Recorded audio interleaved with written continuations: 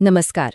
चलिए आज एक सफर पर चलते हैं, हिमालय की गोद में बसे एक ऐसे दिव्य स्थान पर जो सिर्फ एक मंदिर नहीं है। ये तो आस्था, इंजीनियरिंग और प्रकृति का एक जीता जागता चमत्कार है। जी हाँ, हम बात कर रहे हैं केदारनाथ की। आइए इस पवित्र धाम के उन रहस्यों को समझने की कोशिश करते हैं जो सदियों से इंसानी समझ को चुनौती देते आए हैं। जरा सोचिए इस बारे में। पहाड़ों की गोद में जहां बादल जमीन को छूते हैं, वहां कैसा लगता होगा। केदारनाथ में ना, ये सिर्फ एक कल्पना नहीं है, ये हकीकत है। ये एक ऐसा अनुभव है जहां कोई भी इंसान खुद को प्रकृति की विशालता के सामने बहुत छोटा महसूस करता है। और सच कहूं तो यही एहसास इस यात्रा को इतना दिव्य बना देता है। बिल्कुल। केदारनाथ को सिर्फ पत्थरों का एक ढांचा समझना, ये तो बहुत बड़ी भूल होगी। अरे ये तो अपने आप में हजारों साल का इतिहास समेटे हुए है, करोड़ों लोगों की आस्था का केंद्र है और एक ऐसा चमत्कार है जो आज भी बड़े बड़े वैज्ञानिकों तक को हैरान कर देता है। तो फिर इस चमत्कार को समझने के लिए सबसे पहले इसकी जड़ों तक पहुंचना होगा। मतलब आखिर ये पवित्र धाम है कहाँ, और ऐसी क्या बात है जो इसे इतना ज्यादा खास बनाती है। तो देखिए, ये पवित्र मंदिर भारत के उत्तराखंड राज्य में मंदाकिनी नदी के ठीक किनारे पर बसा है। चारों तरफ बर्फीले हिमालय के पहाड़। ये जगह इतनी शांत और खूबसूरत है कि यहाँ पहुँचते ही ना एक अलग ही तरह की एक पॉजिटिव एनर्जी महसूस होती है। और इसकी ऊंचाई, वो तो इसे और भी खास बना देती है। सोचिए, समुद्र तल से लगभग 11,750 फीट की ऊंचाई पर। इसी वजह से यहाँ का वातावरण इतना शुद्ध और शांत है कि सच में स्वर्ग के करीब होने का एहसास होता है। अब आते हैं इसके सबसे जरूरी पहलू पर। देखिए, केदारनाथ भगवान शिव के 12 ज्योतिर्लिंगों में से एक है। पूरे भारत में ये जो 12 मंदिर है ना, इन्हें सबसे ज्यादा पवित्र और पूजनीय माना जाता है। और केदारनाथ का स्थान उनमें सबसे ऊंचा है। यही वो वजह है कि ये करोड़ों हिंदुओं के लिए एक महापवित्र तीर्थ है।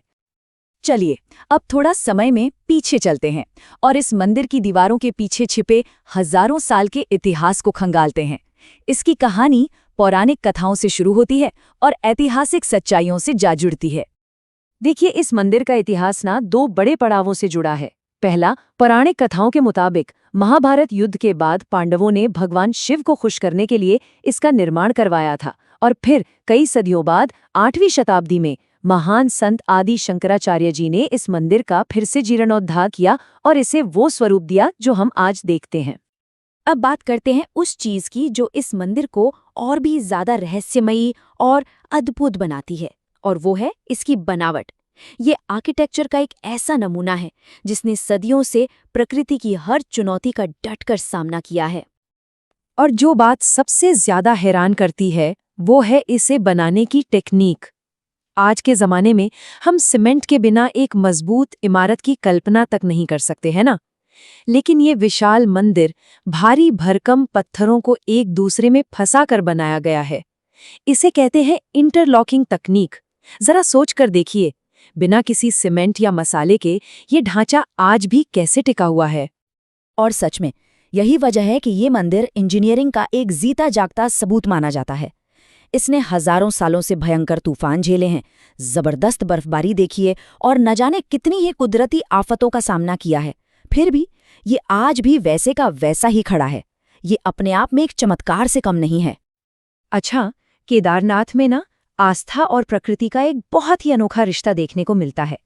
यहाँ तक कि पूजा पाठ का जो पूरा साइकिल है वो भी पूरी तरह से प्रकृति और वहाँ के कठोर मौसम पर ही डिपेंड करता है। देखिए, यहाँ की सर्दियाँ बहुत ही ज्यादा कठोर होती हैं। सर्दियों में इतनी बर्फ गिरती है कि पूरा का पूरा इलाका और मंदिर बर्फ की कई कई फीट मोटी चादर से ढक जाता है, और ऐसे में वहां तक पहुंचना बिल्कुल नामुमकिन हो जाता है।